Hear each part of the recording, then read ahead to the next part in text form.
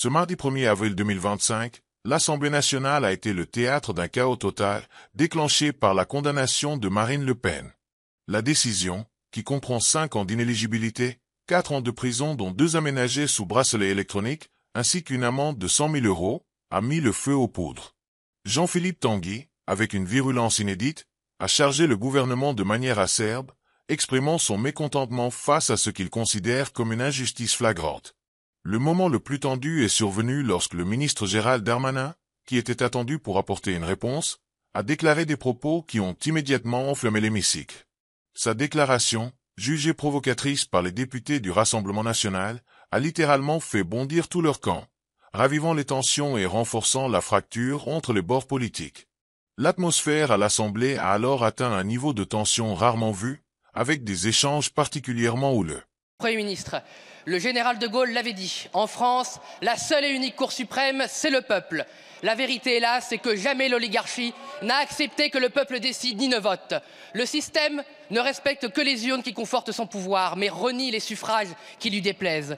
Voilà qu'un carteron de procureurs et de juges prétend sortir du droit pour exercer la vendetta du système contre son seul opposant, le Rassemblement national, et contre sa principale incarnation, Marine Le Pen. Il y a des tyrannies qui enferment leurs opposants. Il y a désormais des juges tyrans qui exécutent l'état de droit en place publique. Voilà les magistrats qui refusent à Marine Le Pen le droit effectif à l'appel, à la présomption d'innocence qu'elle confère. Voilà des magistrats qui refusent à Marine Le Pen d'être candidate en appliquant l'esprit d'une loi postérieure aux faits reprochés. Voilà des magistrats qui criminalisent le droit à la défense, aggravant une peine, car Marine Le Pen avait le seul tort de faire valoir son innocence.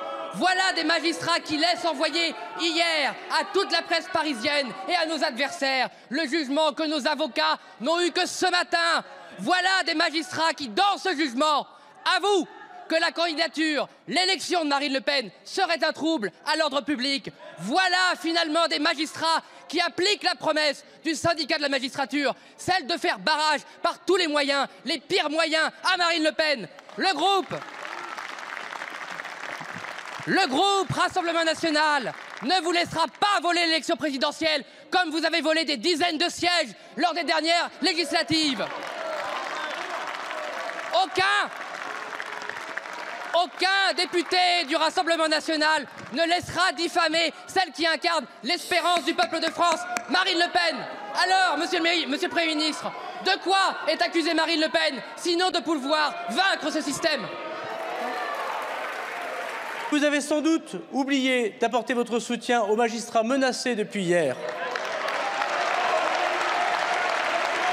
Et qu'en démocratie, il est inacceptable que des personnes puissent menacer physiquement des magistrats.